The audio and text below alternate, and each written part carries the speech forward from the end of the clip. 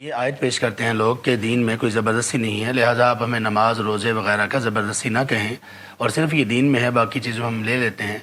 یہی راستہ آگے جا کر ایک اور شکل اختیار کرتا ہے اور ایک اور نعرہ اور سلوگن بلند ہوتا ہے جس نے پوری سبحان اللہ امت کو یا پوری انسانیت کو تباہی کے راستے پر ڈال دیا، اور وہ نعرہ کیا ہے؟ فریڈم آف سپیچ اور فریڈم آف لیونگ۔ نعرہ یہ ہے کہ میں اپنے فیصلے کرنے میں اور جو میں کرنا چاہتا ہوں کرنا چاہتی ہوں اس میں آزاد ہوں، میرے اوپر کوئی روک ٹوک نہیں ہونی چاہیے۔ میرا جسم ہے، میری مرضی، میں جیسے مرضی اس کا استعمال کروں۔ میرا گھر ہے، میری مرضی، جیسے مرضی میں استعمال کروں۔ میری عقل اور شعور ہے، جیسے میری مرضی میں اس کو استعمال کروں۔ میری صلاحیتیں ہیں، میری مرضی، جیسے میں مرضی اس کو استعمال کروں۔ اس سے وہ بے راہ روی پیدا ہوتی ہے اور وہ ایک بے لگام ایک نسل وجود میں آتی ہے کہ پھر سبحان اللہ ان کے ہاں قاعدہ کلیہ اور کوئی نہیں ہوتا۔ وہ پھر اپنی حد ذات سے بہت آگے بڑھ جاتے ہیں، بہت آگے نکل جاتے ہیں۔ پھر ان کے لیے بدکاری نہیں رہتی۔ میری مرضی ہے، جسم میرا ہے تو میں جس کے ساتھ مرضی آؤں جاؤں، جو مرضی ریلیشن میرا ہو، کوئی مسئلہ نہیں ہے۔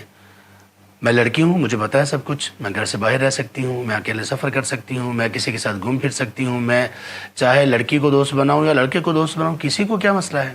LGBTs ان کا آج بڑا چرچا ہو رہا ہے، جو ہم جنس پرستی کے دعوے دار اور اس کے حامی ہیں، بہت شدت کے ساتھ ان لوگوں کو اور ان موومنٹس کو لانچ کیا جا رہا ہے پلاننگ کے تحت مسلم معاشروں میں۔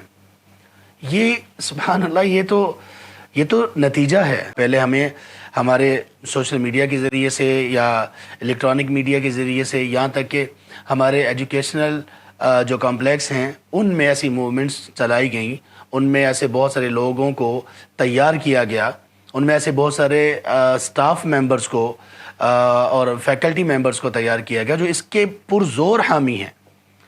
اور ایسے لوگ جو ان چیزوں کو پروموٹ کرتے ہیں، ایسے لوگوں کے ہاں ان کے انسٹیٹیوٹ میں، وہ کمپنی ہو، وہ اسکول ہو، کالج ہو، یونیورسٹی ہو، آپ صرف اسلام کا نام لے کر دیکھیں، اس قدر ان کو تکلیف ہوگی، اس قدر ان کو تکلیف ہوگی کہ اللہ کی پناہ۔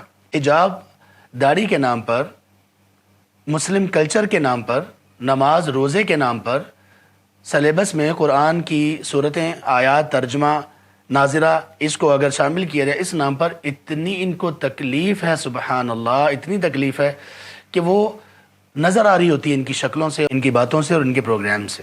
اور اس کا ہی اثر سو کالڈ بہت دیندار لوگوں پر بھی بہت ہوا۔ ان لوگوں کے ہاں بھی، بچوں پر بھی اور بچیوں پر بھی اس چیز کے اثرات ہیں کہ مجھ پر کوئی زبردستی نہیں کر سکتا۔ زبردستی کس کو کہا جا رہا ہے؟